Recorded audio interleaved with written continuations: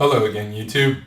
It is the 9th of April of 2019, and the Israeli elections are ongoing, and I wanted to make a video here basically on the problem of Netanyahu. So, I'm obviously in support of Israel. I believe that Israel has the right to exist. And I get into arguments quite frequently with people who argue that actually Israel is the bane of the world's existence, and, oftentimes dictator apologia will be incorporated with that, whether it's for the terrorists in Hezbollah, the terrorists in Hamas, the theocratic state-sponsored terrorist dictator in Iran, of course, war criminal Bashar al-Assad. Lots of tanky arguments against Israel. And oftentimes, of course, there'll be legitimate and substantive arguments against Israel as well. And we can have an interesting debate around those. But generally speaking, I can be seen as a pro-Israeli person. I'm not Jewish, but if I were Jewish, I would really appreciate the fact that Israel exists, because there's a lot of anti-Semitism in the world. And the idea that Israel provides citizenship free of charge to any person who is Jewish as a safeguard and as basically a safe haven from, as we've seen the last 5,000 years, jealous mob mentality, pogrom, scapegoating dictators, etc. That is a good thing, and it is a great thing that Israel exists. And I'm a fan of Israel, and I believe that we in the West are natural allies with Israel for our shared liberal values, our shared ideals of accountable government, rule of law, democracy, the idea that, of course, nobody's above the law, the idea of free enterprise, liberal capitalism. I can go on and on. There are so many things about Israel, and in particular the fact that it's really the only democracy in the Middle East. There's so much about Israel worth praising, but one bad aspect of Israel, of course, is that Netanyahu's been the prime minister. And so some people would think, well, shouldn't I support Netanyahu? Well, I'll get into why I don't support him. It actually basically comes down to all three main political metrics. So you have your social issues, you have your economic issues, and you have your foreign policy and international relations issues. So on social issues, Netanyahu is a staunch conservative.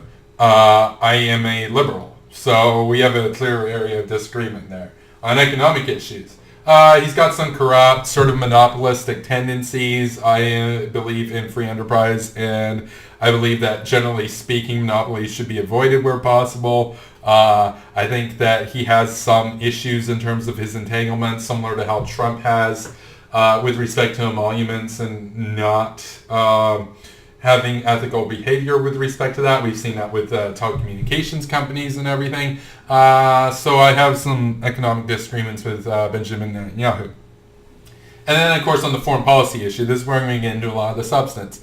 I see Netanyahu as basically an isolationist that talks like a liberal hawk. He talks like a neoconservative.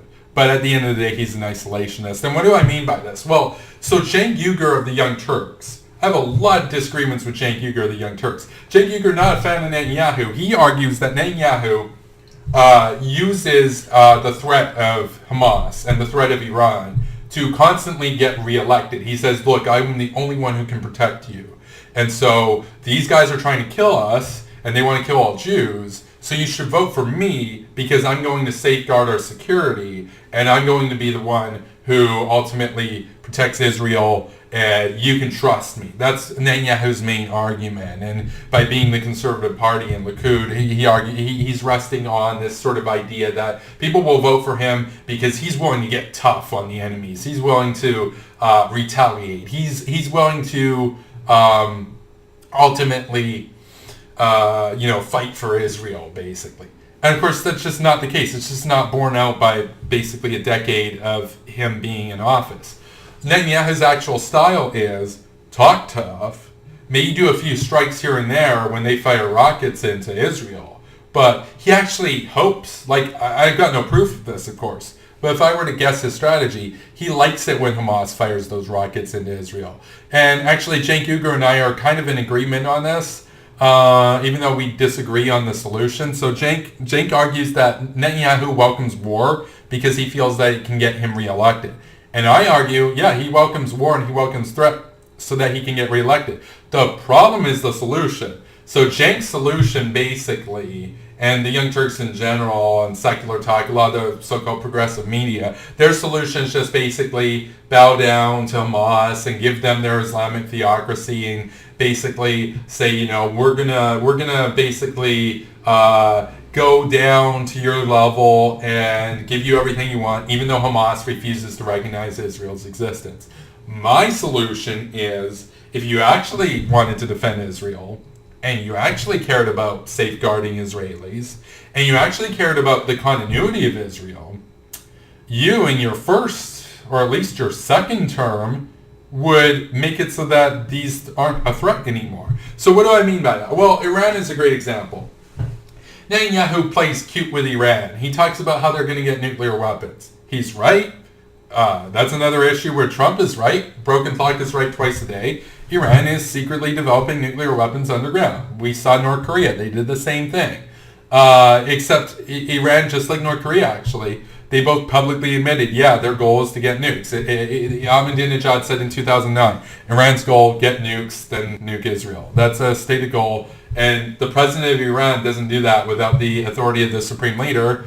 Well, the supreme leader, he's a lot older now. He's a lot closer to kicking the bucket. He probably wanted to kind of see that happen before he dies, right? Because there's no consequence to him. In his view, he gets to go to heaven then because he fulfilled his objective of nuking the Jewish state, nuking Israel. Anyway, so in Netanyahu's view, he says all the right things. He says, you know, oh yeah, we gotta get tough on Iran, we gotta get tough on Hezbollah because they refuse to acknowledge our existence and they do terrorism. He's right about all that. But he never does any proactive foreign policy. He always does like these limited retaliatory strikes when Hamas fires Katyushas into Israel. But that doesn't solve the problem. And my argument is that that's the point. That he doesn't want to solve the problem because he thinks that the longer that these threats are still there, you kill a few of them to save face, but you still hope that they still exist so that you can get reelected. The problem with that, of course, is you can only play those games so long. If you do that with Iran another 10 years, well, then guess what? They nuke you, and you lose like half of your population, and maybe you die in that strike. And then all of a sudden, so the whole game was to get reelected, but now the country's irradiated. So the problem with that is you can't play games when it comes to national security. And so Cenk's right that Netanyahu will basically come in and play the role of the protector. The problem is he doesn't fight for Israel. He's not a neoconservative. He's an isolationist who just makes a show of it. And he likes to have the enemies of Israel basically just as capable of fighting as they were before. And so that there's still a threat so that people will vote for him. In my view, Israel needs a liberal hawk or a neoconservative leader who will take out Iran for sure, the dictatorship in Iran, and destroy their nuclear capability, just like they did back in the 80s with Saddam at the Osirak reactor. I wish that they would just take out Hamas once and for all and give the innocent Gazan people Israeli citizenship and, you know, round up all the terrorists and give them justice, you know, but instead, they're not going to do that. Netanyahu's not going to do it. He's not going to do it because he wants a threat to legitimize his claim to get reelected. And eventually, that's going to come back to bite him and the whole country because he can't get reelected if all the polling booths are irradiated in a nuclear strike by Iran. So Israel definitely should get a neoconservative prime minister as soon as possible. Definitely should take out Iran as soon as possible. Definitely take out Hamas as soon as possible, and ultimately free the people of those countries. And even if you didn't care about the people per se, if all you cared about was Israel, playing games with national security to get reelected, that's a dangerous game. And that movie, that doesn't end well. So I am not a fan of Netanyahu. We'll see how this goes, but yeah, it's unfortunate. And so, of course, myself and Cenk Uygur, we have a strong disagreement over that because he thinks that peace is a possibility. I think that peace is only a possibility once you take out the nuclear threat and once you take out Hamas. Because Hamas doesn't even want to, they refuse to recognize Israel's right to exist. My question is, how can you negotiate in good faith and get a peaceful outcome if you're negotiating with people who think that you should all be dead? And they refuse to acknowledge your right to existence. To me, you can't negotiate with fascists. And so to negotiate with Hamas is futile. And so Netanyahu, he doesn't negotiate with them, but he also doesn't take out enough of them to make any difference. He keeps enough of them around to have a reason to get reelected. And I hate that. And that's one of my main contentions with these paleoconservatives and isolationists and authoritarian strongman types, where they never actually solve issues. All the populists do, they never solve problems. They talk about the problems, they get people riled up, but they never solve them, because if you solve them, then there's no problems to lead the electorate to cling to you as the one strong man who can save everybody. That's the problem. That's why welfare still exists. That's why Hamas still exists. That's why Iran still is developing nuclear weapons, because there's no incentive to stop them if you can point to them and say, hey, look, that's scary. You need me, so vote for me. The trouble is, guess what? Bibi Netanyahu, long track record, lot of opportunity. He's proven himself. He's an isolationist. And so Israel, in order for Israel to continue into the 21st century, definitely needs to get a leader who's willing to have a proactive foreign policy and say, hey, look, are we really going to wait until Iran nukes us here? Or are we going to take this into our own hands? And so, yeah, Netanyahu, feckless, incompetent, and ultimately nothing more than some branding.